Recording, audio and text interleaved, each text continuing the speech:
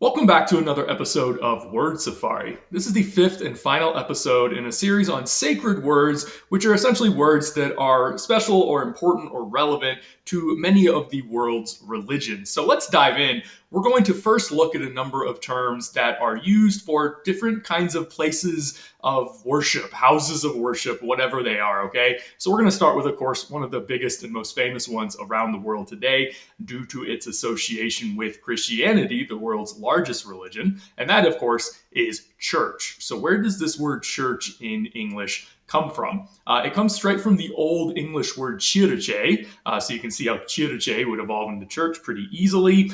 That word kyrche in Old English comes from an unpalatalized Germanic form, kyrika. What I mean by palatalization is the K's became ch sounds before a front vowel, but in other Germanic languages, this didn't happen. And so the words for church in other Germanic languages keep that K sound instead of palatalizing it to a ch.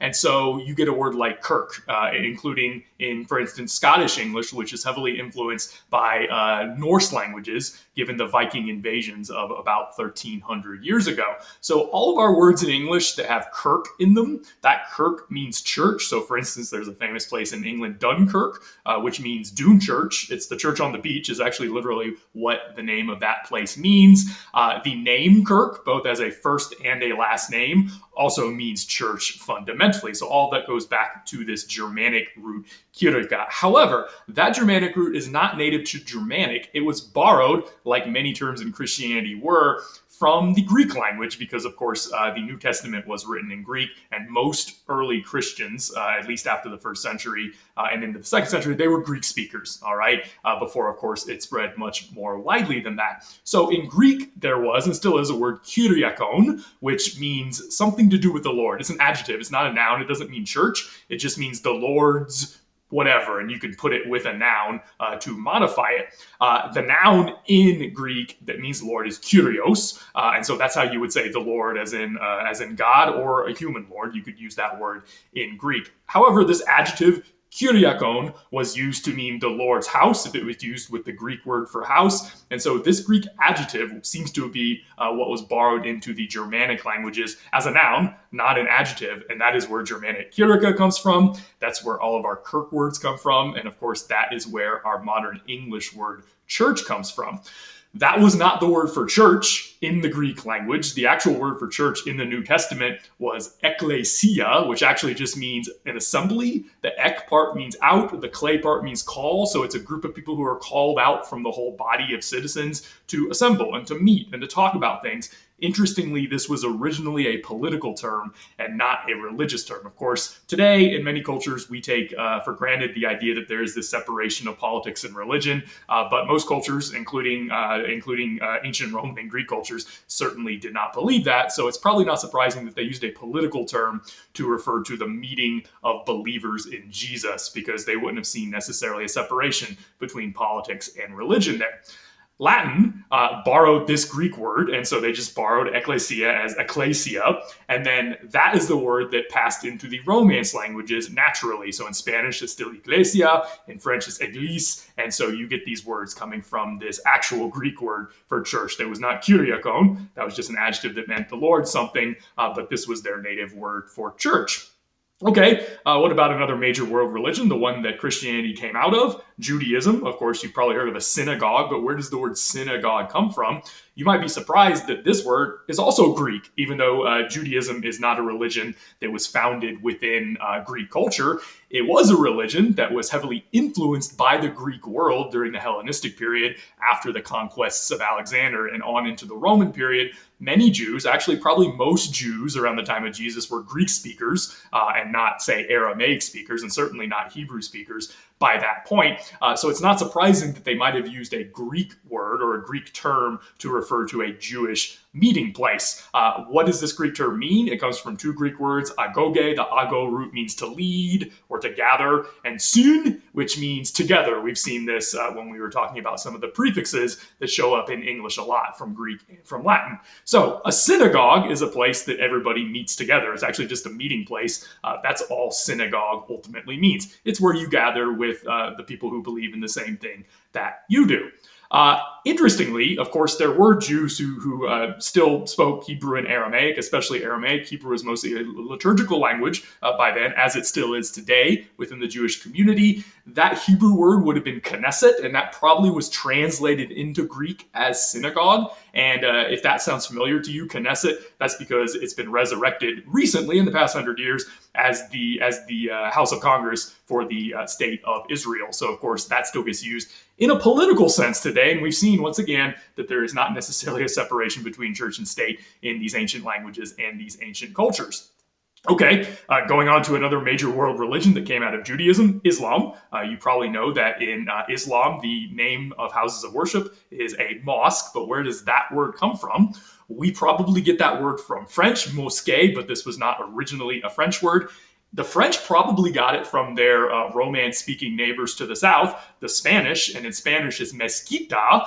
Why would Spanish have been the European language that would have gotten this word first? Well, after the Muslim invasion of Iberia in the 700s, this would have actually been a meeting point between Arab and Islamic cultures on the one hand and European Christian cultures on the other hand. So we get a lot of terminology that has to do with Islam from Iberia ultimately, because that is where that's where these two cultures did a lot of meeting for the first time. So in the Arabic language, this word for meeting, for a place that you go to worship in Islam is masjid. And so that comes from an Arabic root, sajad, which means to worship. And the ma on the front in Semitic languages is a thing that you can put on the front of a root to make it a noun that, that may be a place you do something, for instance, among other things. So a masjid is a place for worship because the sajid part is the worship part.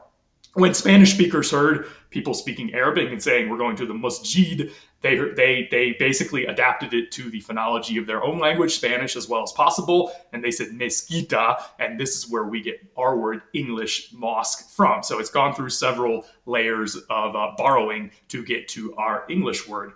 What about temple? Temple is a pretty generic word that gets used in a number of different languages for a house of worship. Of course, Jews had a temple in Jerusalem, and some Jews still call a meeting place a temple today. Some Christian sects call their meeting place a temple today. So this word is not necessarily restricted to one particular religion, but where does it come from? It actually comes from Latin. The ancient Latin word templum was a common word that was used by the Romans to refer to any kind of sacred space. Originally, this wasn't necessarily a building. I think usually today when we think of a temple, we think of a building that is a sacred space, but the original Roman usage did not necessarily mean a building. It could be any tract of land that was a sacred space. This word templum probably comes from the Indo-European root tem, which means to cut off, like to cut off something from something else or to assign it to something for some reason. And so probably the original meaning of a temple was an area that has been cut off from the rest of human society and has been set aside, probably for the gods, probably for sacred use. And that's where the word temple very likely ultimately comes from. But what about tabernacle? Tabernacle is another word that comes from a Latin word it might not mean exactly the same thing as it used to, just like temple didn't necessarily used to have to mean a building. Our word tabernacle is oftentimes used maybe for some kind of sacred space, often a building, but the original Latin word tabernaculum, which is where we get tabernacle from, actually just meant tent. It was some kind of tent. It was the diminutive, in other words, the smaller form of taberna, which meant a hut or a booth. Interestingly, this is where we get the word tavern from. The original idea of a tavern was a place you would stop on the side of a road that might literally just be a tent or a hut or a ramshackle building or something like that you might meet people in.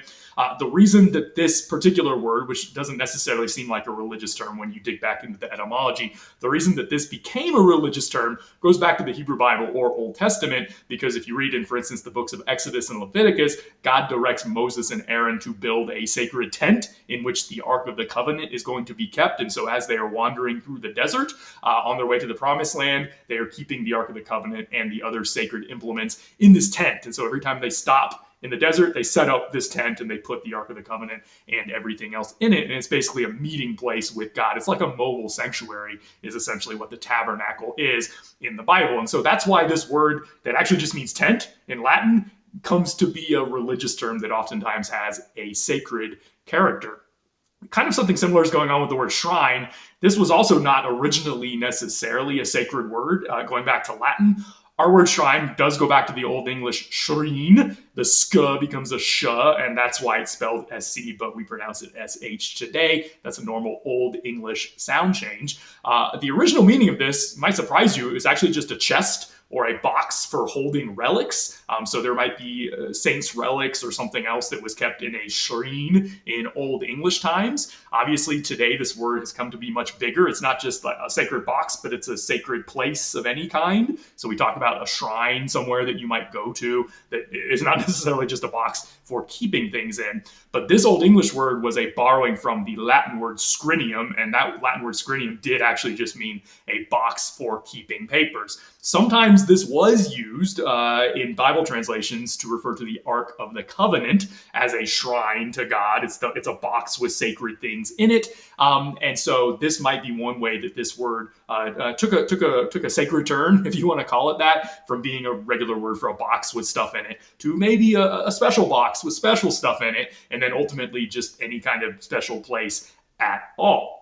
Okay, let's talk about a number of different sects or kinds, mostly of Christianity, but we are actually going to start with two words that fall outside of the Christian religion, but have been historically used by Christians to refer to people who might not be Christian at all. So let's start here and talk about where the etymologies of both pagan and heathen come from. Pagan and heathen, we're going to look at those together because they actually have pretty similar etymologies. Pagan comes from the Latin word paganus. Originally, this Latin word paganus just meant rural or rustic. In other words, something to do with the countryside, something to do with rural areas. And that in turn comes from the Latin noun pagus, that just meant a rural district, a province that's out there somewhere, not in some kind of urban or urbane area. And yes, I'm using that word on purpose. Let's talk about heathen, because again, both of these kind of track together. Heathen is a native English word, so we didn't borrow this from Latin or Greek. This comes from the Old English heathen, which meant in Old English times already not Christian or Jewish, all right? So it's somebody who is what we might today call pagan, right? Maybe still worshiping the Norse gods, maybe worshiping some other variety of the Germanic gods before Christianity totally took over Northern Europe.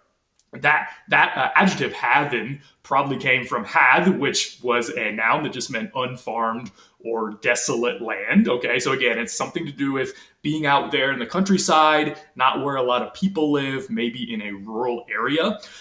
We have descendants of this Old English word hath still around in modern English.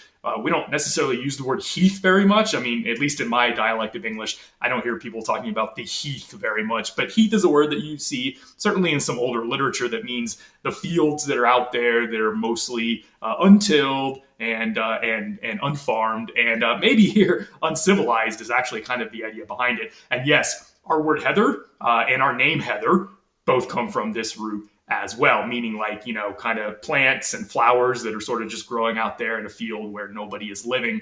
That's the idea of heather ultimately, all right, which is probably why it became a woman's name. Okay, so what's the connection here between pagan and heathen? In both cases, the connection is that these were both terms that were coined by people who were living in cities, people who were living in an urban environment, and they were looking at people who were living out in the countryside. And as seems to be always the case, I mean, it's certainly the case today in many cultures. It has been the case for many thousands of years, ever since humans have started building cities. The people who are living in the cities tend to think of themselves as more progressive than the people who are living out in the countryside. And indeed, cities tend to be more receptive to innovations in culture and society and religion, whereas people who are living in the countryside tend to be more conservative.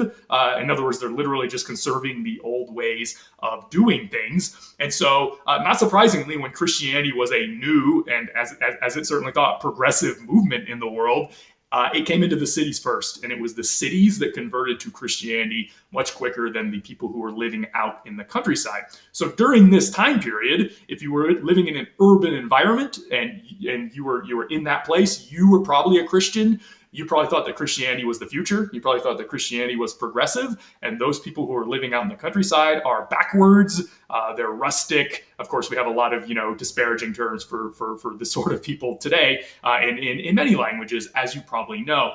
And so when a Roman would call the people living out in the middle of nowhere Italy a pagan, what they would be saying is those are rustic people who are keeping to the old ways. They're not progressive, and they haven't caught up with history yet. Essentially, heathen was being used in the same way in old times. In, for instance, England, of course, where the same effect was happening, where Christianity came to the cities like London and others well before it permeated the countryside and took over out there as well. So there's some interesting social dynamics that lie behind these words. And when we kind of understand both the etymologies and the social dynamics, it can tell us a lot about what was going on historically with the spread of the Christian religion. Okay, so those are two words that have been used historically and still today sometimes by Christians to refer to people who were not Christian. Let's talk about different names of Christian groups or Christian denominations and what those names go back to. In other words, what are the etymologies of these major Christian denominations? Obviously, we're going to start with the biggest one. The biggest Christian denomination in the world is the Catholic faith, right? Where does that word Catholic come from? That goes back to a Greek word katholikos, which just meant universal. That's essentially what this word meant. And that in turn is composed of two Greek words, kata, which we have seen in the prefix episode, because that is one of the Greek prefixes that is scattered all over the English language. Kata can mean a number of things, but here it means like throughout. And then holos. Holo means whole or total or complete or something like that. So if something is katholikos, and by the way, the ikos ending at the end is just an adjectival ending because it's the Catholic Church, that's an adjective, not a noun. And so when Christians were claiming that something was a Catholic Church, little c originally, by the way, this wouldn't have been capitalized, although they didn't have capital letters back then anyways, but this wouldn't have been considered a proper noun originally. This was an adjective describing the universal church. So this was before denominations and sects formed, and so this was not a claim to being a denomination. This was not the name of a denomination originally. This was actually just a claim to universality. All the Christians together, the entire Christian community is the Catholicos Church, all right? The Catholica Ecclesia, as they would have said in Greek. Of course, later on, as schisms began to happen, it was a smaller and smaller group of Christians that claimed to be part of the so-called universal church, even though it wasn't necessarily universal anymore, at least in reality. Okay, so that's what Catholic means. Of course, today, living in cultures that are influenced by Northern, Western Europe especially, the other kind of Christian is usually Protestant Christians. And of course, as you probably know, this version of Christianity, which consists of many, many denominations under its umbrella, only goes back about 500 years to the Protestant Reformation at the time of individuals like Martin Luther and John Calvin. Where did this name come from? Why did they come up with this name to describe the people who were not going to be part of the Catholic Church anymore and wanted to leave and sort of form their own movements? Protestant, of course, just comes from the same word as our word protest. All right, where does our word protest come from? It goes back to Latin. Pro is another one of these preverbs that shows up everywhere that means forward or forth, and the test root, like to testify or a testament. This root in Latin means to witness. So if you protest, you are literally witnessing forth. You're witnessing your disagreement. You're registering your disagreement. That's essentially what it means when you protest, literally. So what does it mean to be a Protestant? That unt ending at the end is a Latin participle ending. So it means you're a protesting person if you're a Protestant. And in this context, what are you protesting? Obviously, the Catholic Church. The abuses of the Catholic Church in the Middle Ages is exactly what people like Martin Luther were protesting when they decided to leave the Catholic Church and found a set of new movements. That's where the term comes from.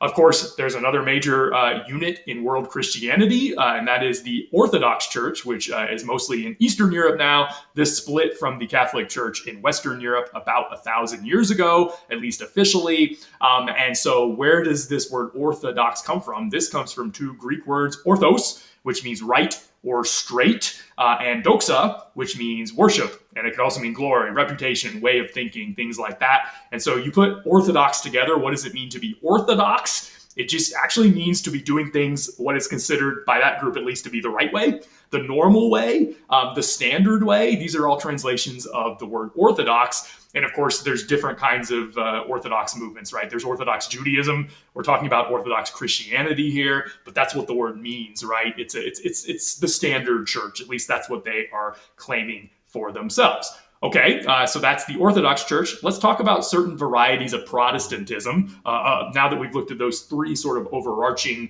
varieties of world Christianity, Protestantism has many, many denominations. We're certainly not going to go through them all here. We're not going to talk about some like Lutheran, because that just comes from the name of a person, or Calvinist, because that just comes from the name of a person. We're going to focus on some that are a little bit more interesting than that as far as their etymologies.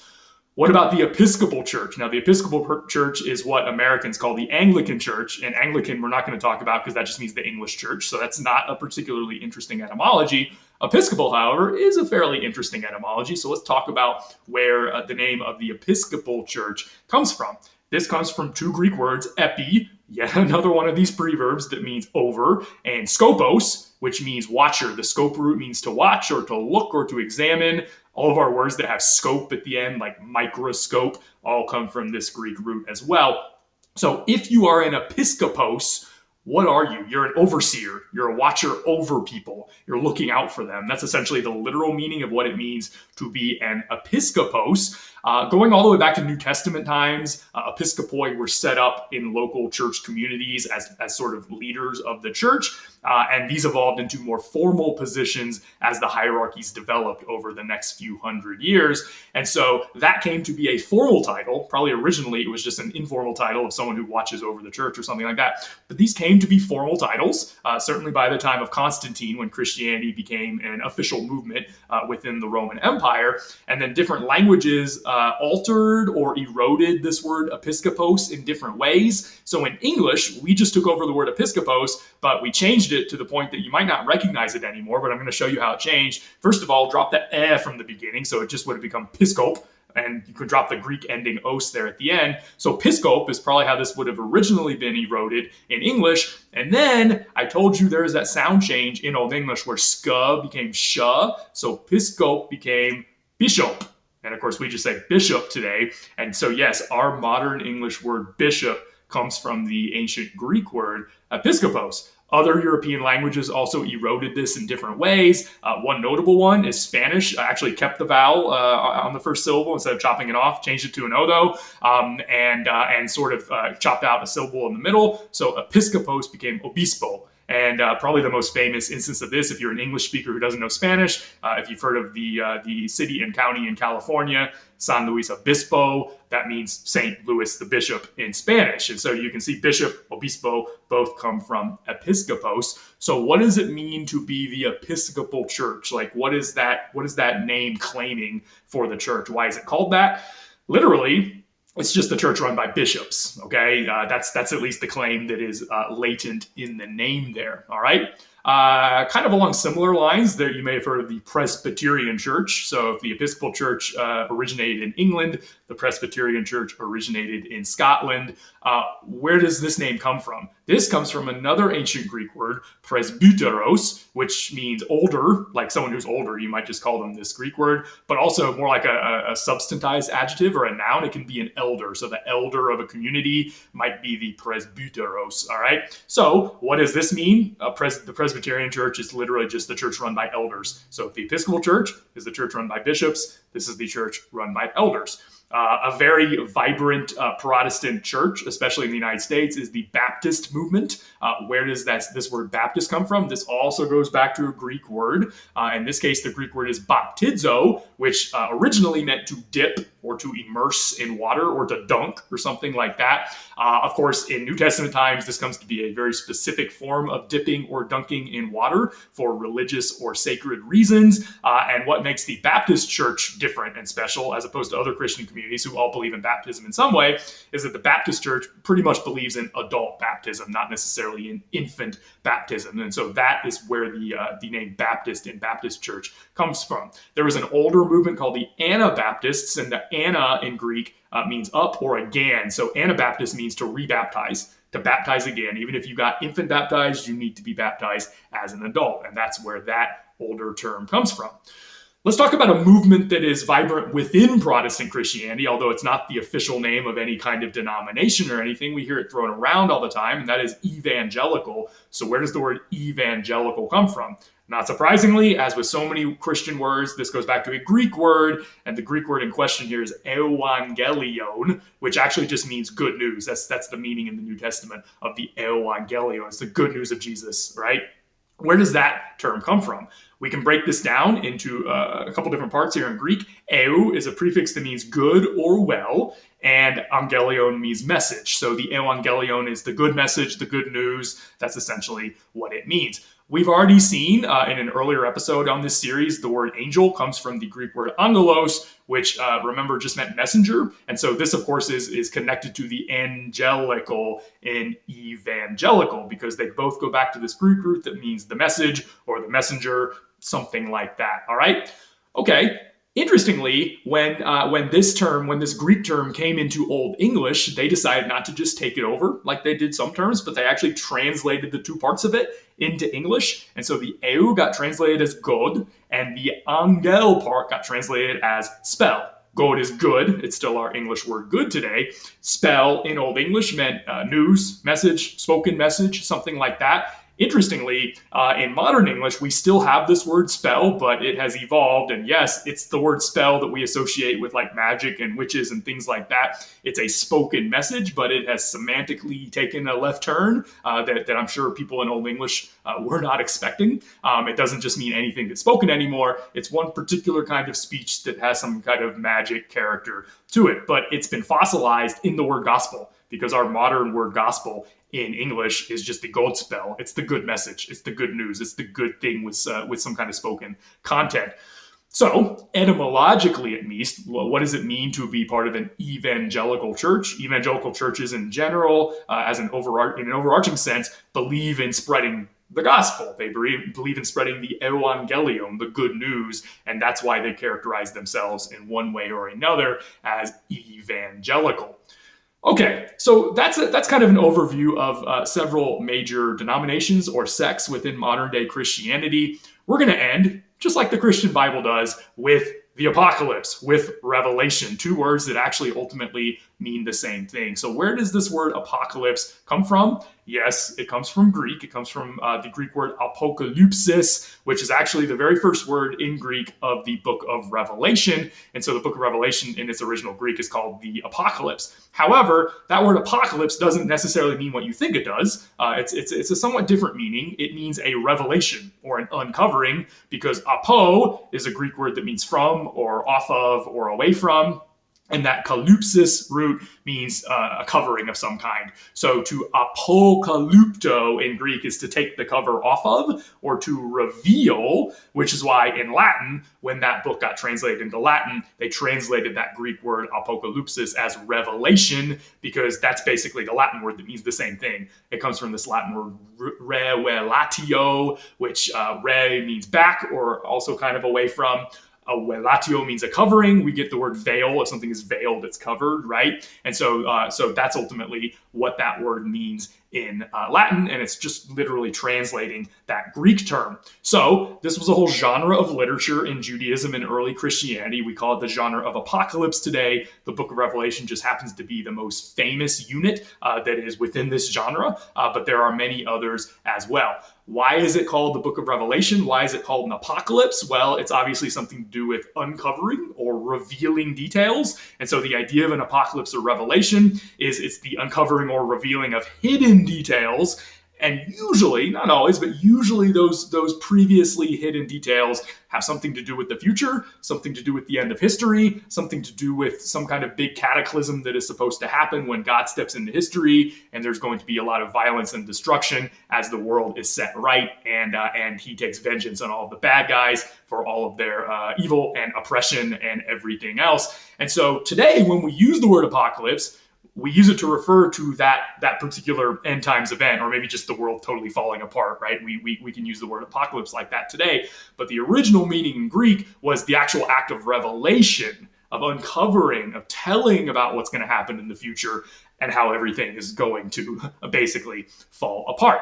All right, so that's where we're going to end this entire 5-part series. It's been a long series, but we've covered a lot of ground. I hope you've enjoyed it, and I hope you stay tuned for our next series here on Word Safari. See you then.